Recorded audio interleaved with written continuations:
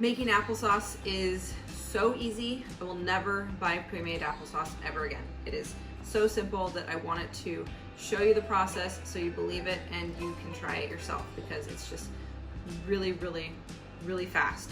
So you don't have to can it. You can just make it, keep it in your refrigerator for a week or so and give that to your family. Or you can can it also, put it in the pantry, and it will stay good for up to a year. So, highly suggest that you have one of these guys. This is an apple peeler and corer. This is gonna make your life so much easier. The one thing that you will notice about applesauce is you need a lot of apples to make it. It's kind of staggering how many apples it takes to make a small amount of applesauce. So for this recipe, I'm going to do a single recipe and do it in these individual size mason jars, and then I will can them and put them in the pantry. So I'm going to start with an apple.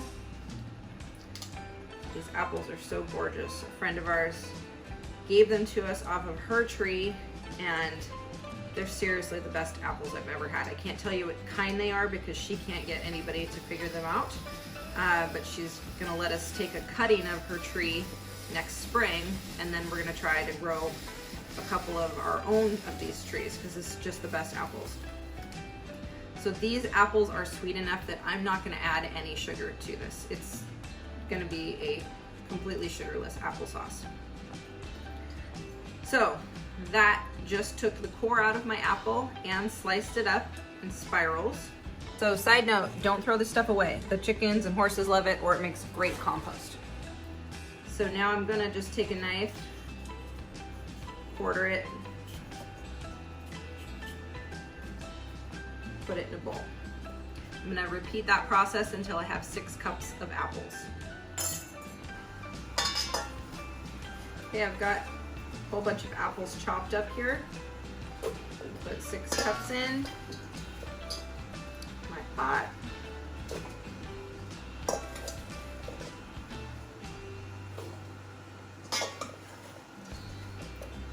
The nice thing about this is you can use apples that are not perfect. You can use ones that are soft, that are bruised.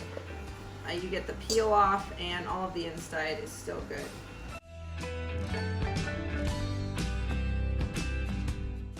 So, got my apples in the pot.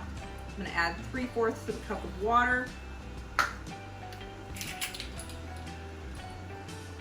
I'm gonna add 1/2 teaspoon of cinnamon.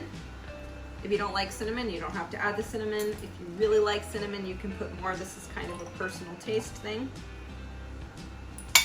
I'm gonna put it on the stove, bring it to a boil. Meanwhile, while this is cooking, I've got my water boiling to can the jars, and I also have a separate smaller pot to heat my lids up in. Once the applesauce is cooked and hot, I'm gonna want, if I'm planning on canning it, I'm gonna want to move the process along pretty quickly and get it in the jars and then back into the hot water. All right, so once this started boiling, I turned it down to medium, and it's been cooking for about 12 to 13 minutes. As you can see, it's already starting to get super mushy. So I'm gonna just start mashing it with my potato masher.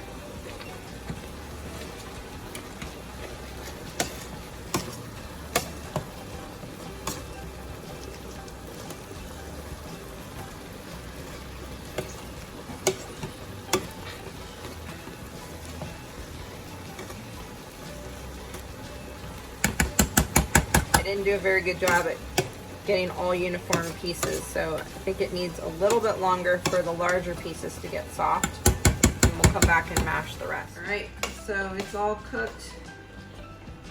Got it all mashed up. If you have a food processor, you can put it through a food processor or a blender. I think that the consistency is pretty darn good this way, and I prefer not to make the extra mess. But that's it.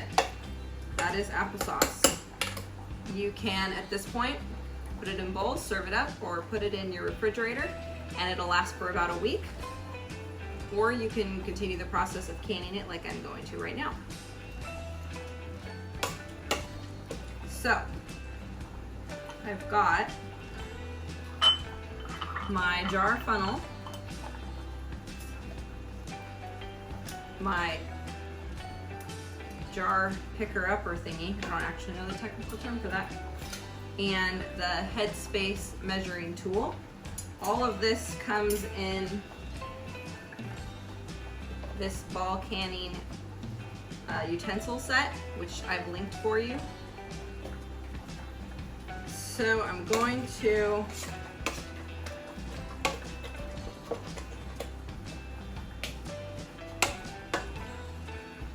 start filling my jars, and I want to leave a 1/2 inch of head space in my jars.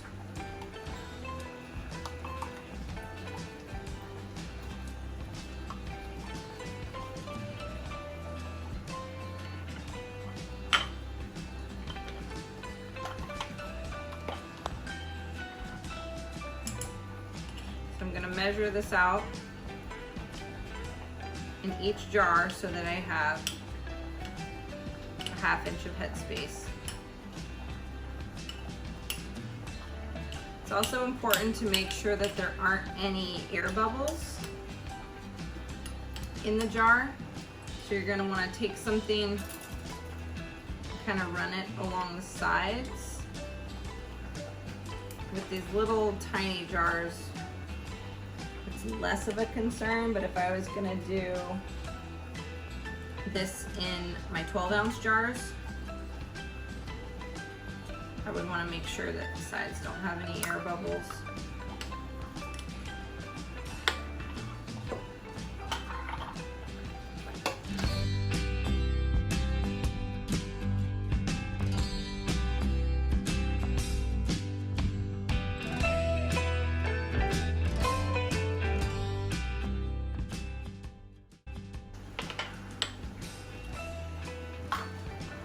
Alright, so I've got my jars filled up, and now I'm going to go through and just make sure that there's not air bubbles and I have the right amount of headspace for each jar.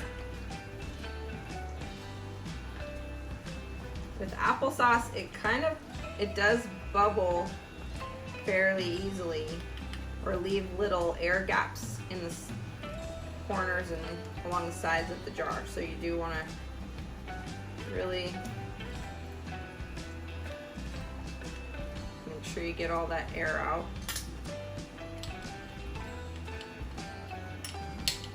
Then I'm going to use this tool, which is going to measure the headspace. It's got these little notches on it, and it has different measurements, so there's a 1/4 inch, 1/2 inch, 3/4 inch, etc. So I'm going to take a little bit out of this one.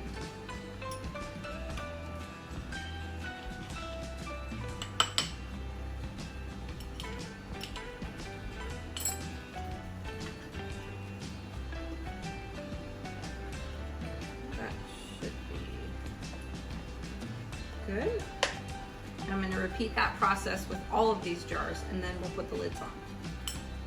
All right, I've got my jars measured, I've got all the air bubbles out, and they have the correct headspace. So now I'm just gonna wipe the rims of the jars. You wanna make sure that the rim is really clean. You don't want any food or anything messing up the seal on the rim of your mason jar. That seal is what's gonna keep everything nice and safe for you to eat throughout the year. All right, so once I've got all of the rims of my jars nice and clean, I grab my lids, which I've been heating in boiling water. The purpose of doing that is to get the wax rim around the outside nice and soft, and that is what's going to create your seal. Put it on. Take the rim, screw it on as tight as you can. You're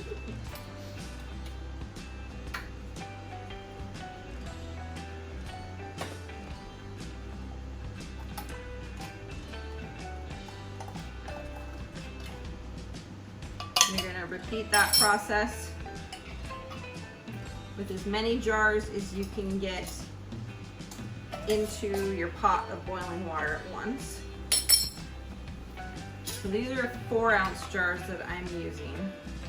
I was able to get 8 4-ounce jars from that one recipe, so that's good for 32 ounces of applesauce, whichever size jar you decide to put it in. Okay, so now I've got my jars really, really tight and secure, and I'm going to take this tool, and this is going to help you safely put these jars into the boiling water.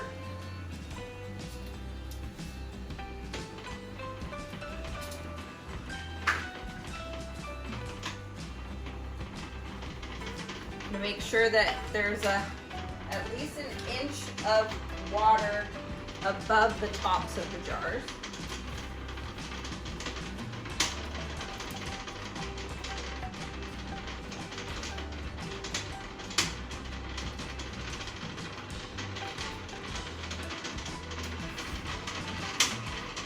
I'm going to boil these little jars for 10 minutes. If I was going to do a 16-ounce jar or an even larger jar, I'm going to go longer than that. So a 16-ounce jar I'm going to boil for 15 minutes, and then the larger jars I'm going to boil for 20 minutes. All right, we just hit our 10-minute mark, so I'm going to pull these jars out of boiling water.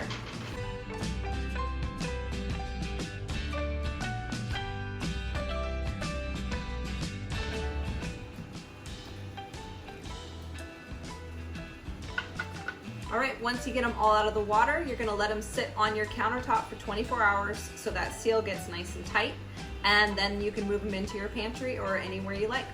Thank you so much for watching. I hope that this inspires you to make some applesauce of your own.